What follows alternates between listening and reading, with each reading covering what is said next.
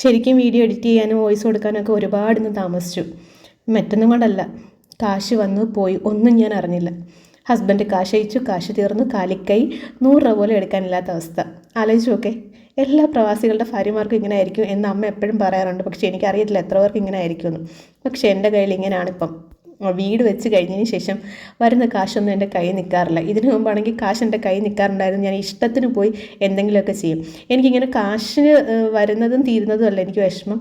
എനിക്കിങ്ങനെ ഞാൻ ഭയങ്കരമായിട്ട് സ്ട്രെസ്ഡ് ആകുമ്പോൾ എനിക്ക് ഉള്ള ഒരേ ഒരു പ്രശ്നമെന്ന് വെച്ചാൽ എനിക്ക് ഗാർഡനിൽ പോയി 1-2 ചെടി മേടിക്കണം. എൻ്റെ എല്ലാ വിഷമങ്ങളും തീരും. ഞാൻ അതിന് ഈ വട്ടം ട്രൈ ചെയ്തിട്ട് എനിക്ക് പോകാൻ പറ്റിയില്ലെന്ന് വെച്ചാൽ എനിക്കൊരു ചെടി മേടിക്കാൻ പറ്റിയില്ല. 10 രൂപയുടെ ആയാലും 10 രൂപയുടെ ഒരു ചെടി എനിക്ക് മേടിച്ചാൽ ഭയങ്കര ഹാപ്പിയും എൻ്റെ മൈൻഡ് ഭയങ്കരമായിട്ട് റിലാക്സ് ആവുകയും ചെയ്യും. ചിലപ്പോൾ ആ ഗാർഡൻ കാണുന്നതിൻ്റെ ആണോ എന്ന് എനിക്കറിയത്തില്ല. പക്ഷേ എനിക്ക് അങ്ങനൊരു സൈക്കോ സ്വഭാവം എനിക്കുണ്ട്. നിങ്ങൾക്ക് ആർക്കെങ്കിലും അങ്ങനത്തെ കാര്യങ്ങളുണ്ടെങ്കിൽ ഒന്ന് കമൻറ്റ് ചെയ്തേക്കണം. ഇങ്ങനെ ഗാർഡനിൽ പോയി 1-2 ചെടി മേടിക്കുമ്പോൾ എല്ലാ സങ്കടവും അതോടുകൂടി തീരുന്ന ആൾക്കാരുണ്ടെങ്കിൽ എനിക്കങ്ങനെയാണ് കേട്ടോ. ഞാൻ അങ്ങനെയാണ്. ചെടി. പിന്നെ വേറൊരു ഹോബി എന്ന് വെച്ചാൽ ഇതിന് മുമ്പായിരുന്നു കേട്ടോ. എന്തെങ്കിലും ഒരു പ്രശ്നമോ അങ്ങോട്ടോ വഴക്കോ, ഇപ്പോൾ ഹസ്ബൻഡും ഞാനും കൂടെ അങ്ങോട്ടും അതൊരു പ്രശ്നം ഉണ്ടായി, ഞാൻ ആദ്യം പോയി എന്തോ അറിയാം, മുടിയിട്ട്. കാര്യം എനിക്ക് ഷോർട്ട് ഹെയർ ഭയങ്കര ഇഷ്ടമാണ്. ഞാൻ പണ്ട് ഷോർട്ട് ഹെയർ ആൾ തന്നെയാണ്. മുടി ഇച്ചിട്ട് വളരുമ്പോൾ എനിക്ക് എന്തോ ഭയങ്കര ഡിസ്റ്റർബൻസ് ആണ്. കാരണം പലരും പറയും എനിക്ക് ഷോർട്ട് ഹെയർ ആണ് ചേരുന്നതെന്ന്. എനിക്ക് വളർത്തണമെന്നൊക്കെ ആഗ്രഹമുണ്ട്. പക്ഷേ എന്താണെന്നറിയത്തില്ല, ഒരു ടൈം എത്തിക്കഴിയുമ്പോൾ എൻ്റെ മൈൻഡ് തന്നെ പറയും വെട്ടാൻ സമയം ഞാൻ പോയി അങ്ങ് ഹെയർ കട്ട് ചെയ്യും. എനിക്കറിയത്തില്ല എത്ര പേർക്ക് ഇതൊക്കെ റിലേറ്റ് ചെയ്യാൻ പറ്റുമെന്നൊന്നും എനിക്കറിയില്ല. പിന്നീട് ഒരു കാര്യം കൂടെ, ഞാൻ ലൈഫ് സ്റ്റൈൽ വ്ളോഗറാണ്, ബ്യൂട്ടി ടിപ്സാണ് എൻ്റെ ചാനലിൽ ഓടുന്നതെന്ന് പറഞ്ഞു. എന്തുകൊണ്ടാണ് ഇപ്പോൾ ഈ വ്ളോഗ്സ് പോകുന്നതെന്ന് അറിയാമോ? എനിക്ക് യൂട്യൂബ് സജസ്റ്റ് ചെയ്തിട്ട് വ്യൂസ് കൂടുതലുള്ളത് ഇങ്ങനത്തെ വീഡിയോസിനാണ്. അത് കാരണമാണ് ഇപ്പോൾ ഈ ടൈപ്പ് വീഡിയോസ് തന്നെ ഞാൻ ഇടുന്നത്. ബ്യൂട്ടി ടിപ്സൊക്കെ എല്ലാം ഞാൻ റെഡിയാക്കി വെച്ചിട്ടുണ്ട്. നിങ്ങൾ ഒട്ടും വിഷമിക്കേണ്ട, ഉടനെ തന്നെ എല്ലാം വരും കേട്ടോ. പിന്നെ ഒരുപാട് എക്സ്പെൻസീവ് ആയിട്ടുള്ള ഓരോ പ്രോഡക്റ്റുകൾ നിങ്ങൾ പ്രതീക്ഷിക്കേണ്ട എല്ലാ അടുക്കളയിൽ തന്നെയുള്ളതാണ്. അത് കാരണം നിങ്ങൾക്ക് അടുക്കള, അതായത് അമ്മമാരെന്നല്ല, ഹൗസ് വൈഫ് ആണെങ്കിൽ അങ്ങനെയും ഞാൻ പറയത്തില്ല, അത്യാവശ്യം ഏത് രീതിയിലുള്ള കുട്ടികളാണെങ്കിലും നിങ്ങൾക്ക് ഇനി ഞാൻ തുടർന്ന് പറയുന്നതിൽ എന്തെങ്കിലും ഒരു ബ്യൂട്ടി ടിപ്സും കൂടെ കാണും കേട്ടോ. അപ്പോൾ അതൊക്കെ നിങ്ങൾക്ക് ചെയ്യാൻ പറ്റും. പിന്നീട് ഞാൻ കുക്കിങ്ങിനെ കുറിച്ച് പറയാൻ മറന്നു. ഞാനപ്പോൾ ഓൾറെഡി തേങ്ങയൊക്കെ വറുത്ത് വെച്ചിട്ടുണ്ടായിരുന്നു. മീനും കട്ട് ചെയ്ത് തലേന്നേ ഫ്രീസറിൽ വെച്ചിട്ടുണ്ടായിരുന്നു. അതെടുത്ത് ഞാൻ വെള്ളത്തിയിട്ട് വെച്ചിട്ടുണ്ട്. നിങ്ങൾക്ക് അവിടെ ഇങ്ങനെ കണ്ടാൽ മനസ്സിലാവും. അങ്ങനെ പയർ ഞാൻ രാവിലെയാണ് അരിഞ്ഞെടുത്തത്. പയറൊക്കെ ഇവിടെ പിള്ളേർക്ക് അത്യാവശ്യം ഇഷ്ടമാണ്, അമ്മാമ്മയ്ക്ക് ഇഷ്ടമാണ്. അങ്ങനെ അപ്പോൾ അതൊക്കെ ഓടും. ഇവിടെ പോകുന്ന സാധനങ്ങൾ മാത്രമേ മേടിച്ച് വയ്ക്കാറുണ്ട്. കാര്യം എല്ലാ വെജിറ്റബിൾസൊന്നും ഇവിടെ എല്ലാവർക്കും പോത്തില്ല. പോകുന്നത് എനിക്കറിയാം, അത് മാത്രം സ്പെസിഫൈ ചെയ്ത് ഞാൻ മേടിച്ച് വയ്ക്കാറുണ്ട്. അത്യാവശ്യം കുഴപ്പമില്ല. ഈ മാസത്തെ എൻ്റെ ബഡ്ജറ്റും അങ്ങനെ തീർന്നു. 2000-ൽ ഒരു മാസത്തേക്കുള്ള സാധനങ്ങൾ ഞാൻ മേടിച്ചൊതുക്കി. എനിക്ക് 2 ചെടിയെങ്കിലും മേടിക്കണം എന്നുണ്ടായിരുന്നു. ഇപ്പോഴും ഞാൻ ഇപ്പോൾ ഈ വോയിസ് ഓവർ കൊടുക്കുമ്പോൾ എൻ്റെ മനസ്സിൽ ഒരു 2 ചെടിയെങ്കിലും മേടിച്ച് വയ്ക്കണമായിരുന്നു. ഭയങ്കരമായിട്ടൊരു വിഷമം കണക്ക് എനിക്കിങ്ങ് ഭയങ്കര ഭാരമായിട്ട് എനിക്ക് ഫീൽ ചെയ്യുന്നത്. 2 ചെടിയെങ്കിലും മേടിക്കായിരുന്നു. എങ്ങനെയെങ്കിലുമൊക്കെ ഒന്ന് പിശുങ്ങി പേണി ഒരു 2 ചെടിയെങ്കിലും മേടിക്കായിരുന്നു എന്ന് എനിക്ക് ഇപ്പോഴും തോന്നുന്നുണ്ട്. എന്നെ ഇന്ന് ആരെങ്കിലും കൊണ്ടുപോയാൽ പോലും ഞാൻ മേടിക്കും. 2 ചെടി മേടിച്ചില്ലെങ്കിൽ 2 ചെടിച്ചട്ടിയെങ്കിലും മേടിക്കണം. കാര്യം എനിക്ക് 2 ചെടി ഫ്രീ ആയിട്ട് കിട്ടിയിട്ടുണ്ട്. അപ്പോൾ അതിന് ചെടിച്ചട്ടിയിലാക്കുന്നവരുടെ സമാധാനം ഇല്ല കേട്ടോ. അങ്ങനെ ഇതിനുള്ളത് പച്ചപ്പയർ മെഴുക്കുവരട്ടാൻ വെച്ചിട്ടുണ്ട്. അതിനുശേഷം ഞാൻ പോയി കുറച്ച് വെള്ളമൊക്കെ കുടിക്കുന്നുണ്ട് കേട്ടോ. കൊതുക് അങ്ങനെ ആവി വന്നപ്പോൾ ചോറ് ഞാൻ മാറ്റി. അതുപോലെ തന്നെ നിങ്ങൾ ഇതിനു മുമ്പ് എൻ്റെ വീഡിയോസിൽ ഞാൻ എപ്പോഴും ഒന്ന് പറഞ്ഞിട്ടുണ്ട്, പുട്ട് ഞങ്ങളുടെ വീട്ടിൽ പോകാൻ ഭയങ്കര പാടാണ്. ആ വീഡിയോ കണ്ടതിന് ശേഷം എന്താണെന്ന് അറിയത്തില്ല, എൻ്റെ വീട്ടിൽ എപ്പോഴും പുട്ടാണ്. എൻ്റെ കുട്ടികളും ഇപ്പോൾ കഴിക്കുന്നുണ്ട്. അവർക്ക് സാധാരണ ഈ പുട്ട് പോകാൻ ഭയങ്കര പാടുള്ള ഒരാൾക്കാരാണ്. ഒന്നെങ്കിൽ പുട്ടിൻ്റെ കൂടെ കറി തന്നെ വേണം. ഇന്നത്തെ ദിവസമാണെങ്കിൽ കറിയും ഇല്ലായിരുന്നു കേട്ടോ. അതായത് എനിക്ക് ആലോചിക്കുമ്പോൾ എനിക്ക് ചിരിയും വരുന്നുണ്ട്. ഇവർ ദിലീപിൻ്റെ ഏതോ വീഡിയോ ഒക്കെ കണ്ടെന്ന് തോന്നുന്നു. ദിലീപിൻ്റെ ആണോ ഇനി ആരുടെ വീഡിയോ ആണെന്ന് എനിക്കറിയത്തില്ല. പുട്ടിൻ്റെ കൂടെ ഇന്ന് പഴുത്ത മാങ്ങ ഉണ്ടല്ലോ, പഴുത്ത മാങ്ങ ചീവി വെച്ച്, പിന്നെ അതിനുശേഷം ഡ്രാഗൺ ഫ്രൂട്ട് കട്ട് ചെയ്തുണ്ടായിരുന്നു. കട്ട് ചെയ്ത് കുറച്ച് വെച്ചിട്ടുണ്ടായിരുന്നു. അതും കൂടെ കൂട്ടിയ ദിയ കഴിച്ചത്. എനിക്ക് അത്ഭുതം തോന്നി, ദിയ ഇങ്ങനെയൊക്കെ എങ്ങനെ കഴിക്കാൻ പറ്റുന്നു എന്ന് ഞാൻ ചോദിക്കുകയും ചെയ്ത്. ഈ മാങ്ങയും ഈ ഡ്രാഗൺ ഫ്രൂട്ടും ഒക്കെ കൂട്ടി അവൾ പറയുന്നത് ഭയങ്കര ടേസ്റ്റാണ്. എനിക്കറിയത്തില്ല കേട്ടോ, ഞാൻ കഴിച്ചിട്ടില്ല. ഞാനാണെങ്കിൽ ഒന്നെങ്കിൽ ഞാൻ മീൻ കറിയും കൂട്ടി ഇന്ന് പുട്ട് കഴിച്ചത്. ആയുഷ് ഏത്തയ്ക്കയും പഞ്ചസാരയും കൂടെ ഇട്ട് പുട്ട് കഴിച്ചു. ദിയാണ് ഇങ്ങനെ വെറൈറ്റി ആയിട്ടൊക്കെ ചെയ്യുന്ന ആൾ.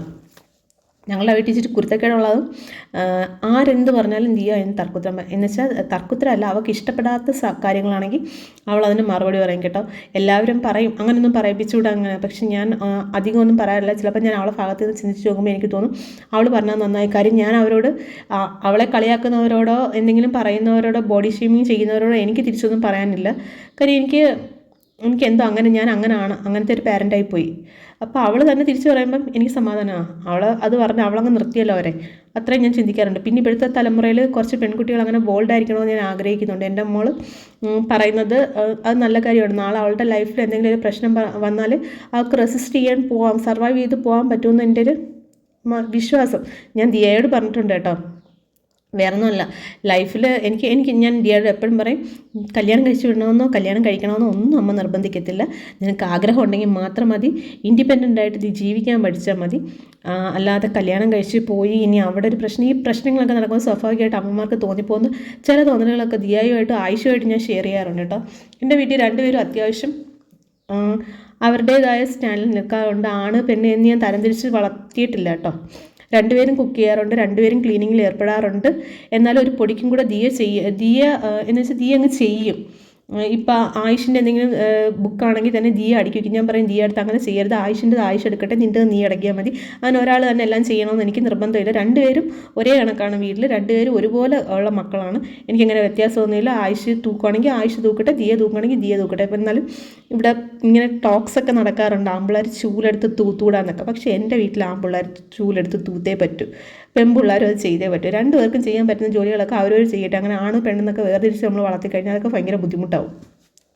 അവരുടെ അങ്ങോട്ടുള്ള മുമ്പോട്ടുള്ള ലൈഫിലും അവർക്ക് ബുദ്ധിമുട്ടാവും. ഇപ്പോഴും അവർ കുക്കിംഗ് ചെയ്തോട്ടെ, കുക്കിംഗ് ചെയ്യാറുണ്ട് അവർ കേട്ടോ. അത്യാവശ്യം നല്ല രീതിയിൽ അവർ കുക്ക് ചെയ്യാറുണ്ട്. അവർ കഴിക്കുന്ന, അതായത് അവർ വയ്ക്കുന്ന ഫുഡ് കഴിക്കാൻ നല്ല ടേസ്റ്റ്, എക്സ്പെഷ്യലി ആയിഷ് വയ്ക്കുന്ന ഫുഡ് കഴിക്കാൻ നല്ല ടേസ്റ്റ്. ദിയായി നന്നായിട്ട് ഉണ്ടാക്കും, രണ്ടുപേരും ഉണ്ടാക്കും. അവർ വയ്ക്കുന്ന ഫുഡ് കഴിക്കാനൊക്കെ നല്ല ടേസ്റ്റാണ്. അതുപോലെ തന്നെ അവർക്ക് ഭയങ്കര ചില സമയത്ത് രണ്ടുപേരും ഭയങ്കര കൊഞ്ചലാണ്. ആയിഷ് 9th ആണെങ്കിലും ആയിഷ് അത്യാവശ്യം ചില സമയത്ത് കൊഞ്ചാറുണ്ട്. ചില സമയത്ത് അവൻ 9th ഹോർമോൺ വേരിയേഷൻസ് ഒക്കെ വരുമ്പോൾ ദേഷ്യപ്പെട്ട് കുറച്ച് കഴിയുമ്പോൾ ഞാൻ അപ്പം മിണ്ടത്തില്ല കേട്ടോ. അവൻ ഇങ്ങോട്ട് പറയുമ്പോൾ ഞാൻ മിണ്ടത്തില്ല. ഞാനത് കേട്ടിട്ട് ഞാൻ ജസ്റ്റ് ഒന്ന് ചിരിച്ചിട്ടിരിക്കും. കുറച്ച് കഴിഞ്ഞിട്ട് വന്നിട്ട് എന്നെ കെട്ടിപ്പിടിച്ച് കരയും, അമ്മ ഞാനത് ദേഷ്യപ്പെട്ട് സംസാരിച്ചത് അത് അങ്ങനെയല്ല ഇങ്ങനെ. അപ്പോൾ ഞാൻ പറയും, നീ എന്തിനാ അങ്ങനെ അത്രയും വിഷമിക്കേണ്ട കാര്യമൊന്നുമില്ല, എനിക്ക് മനസ്സിലാവും. കാര്യം എന്ന് വെച്ചാൽ നമ്മൾ കുട്ടികളുടെ വളർച്ചയ്ക്കനുസരിച്ച് ഹോർമോൺ വേരിയേഷൻസ് വരും. നമ്മൾ കുട്ടികൾ അതനുസരിച്ച് ദേഷ്യപ്പെടും, കാര്യങ്ങളൊക്കെ ഉണ്ടാവും. അതൊക്കെ സ്വാഭാവികമാണ്. അതിനെല്ലാം അമ്മമാർ അയ്യോ എൻ്റെ മോൻ അങ്ങനെ പറഞ്ഞു ഇങ്ങനെ പറഞ്ഞു എന്നൊന്നും ചിന്തിച്ചിട്ട് കാര്യമില്ല. അതൊക്കെ കുട്ടികളിൽ വരുന്ന ചില മാറ്റങ്ങളാണ്. അത് അക്സെപ്റ്റ് ചെയ്യാൻ നമ്മൾ തയ്യാറാണെങ്കിൽ കുഴപ്പമില്ല. ഇവിടെ ദിയ വന്നിട്ട് എന്താ പറയുന്നതെന്നറിയാമോ? വായിലൊരു ചെറിയ പാല് പോലത്തെ കുരുപ്പുണ്ട്, അവൾക്ക് നല്ല വേദനയുണ്ട്. അതാണ് അവൾ പറയുന്നത്. കാര്യം രാവിലെ വന്ന് എൻ്റെ അടുത്ത് പറഞ്ഞ് നല്ല വേദന ഉണ്ടമ്മ. ഞാനപ്പോൾ ഒട്ടും കളിച്ചില്ല. വൈകിട്ട് തന്നെ കൊണ്ടുപോയി ഇവിടെ അടുത്തൊരു ആയുർവേദ ഇതുണ്ട്, അവിടെയാണ് ഞാൻ കൊണ്ടുപോയത്. മാതാ ഫാർമസി. ഫുള്ളി അങ്ങ് ആയുർവേദം എന്ന് പറയാൻ പറ്റില്ല. ഇതിൻ്റെ വൈറ്റമിൻ്റെ ഗുളികയും തന്നിട്ടുണ്ടായിരുന്നു. ദിയയ്ക്ക് ഇത് എപ്പോഴും വരാറുണ്ട്. ദിയയ്ക്ക് ഫുഡ് കഴിക്കാൻ ഭയങ്കര പാടാണ്.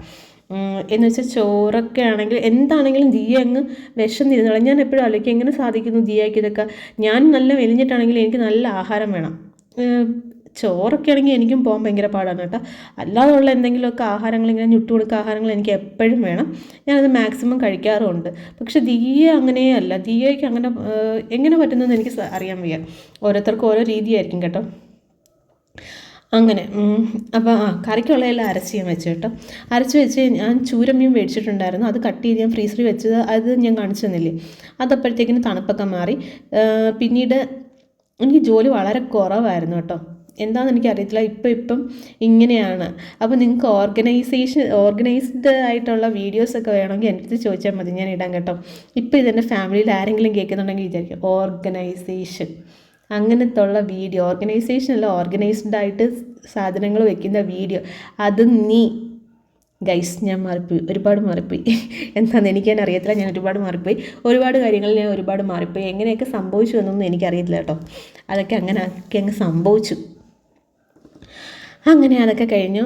പിന്നെ ഞാൻ കിച്ചൺ ടൂറിൻ്റെ വീഡിയോ ഞാൻ കാണിക്കാൻ വേണ്ടിയിട്ട് ഒന്നുമില്ല. നിങ്ങൾക്ക് സത്യം പറഞ്ഞാൽ കിച്ചൺ ടൂറിൻ്റെ വീഡിയോ ഞാൻ കാണിക്കുവാണെങ്കിൽ നിങ്ങൾക്ക് മനസ്സിലാവും ഇതൊന്നും ഇല്ലല്ലോ എന്ന്. അത്രയ്ക്ക് ചെറിയ കിച്ചണാണ് കേട്ടോ. ഇവിടുന്ന് നേരെ തിരിഞ്ഞാൽ ബാക്കിൽ കുറച്ച് ഈ കറിയൊക്കെ വെച്ചിട്ട് അങ്ങോട്ട് വയ്ക്കാനുള്ളൊരു സ്പേസ് മാത്രമേ ഉള്ളൂ.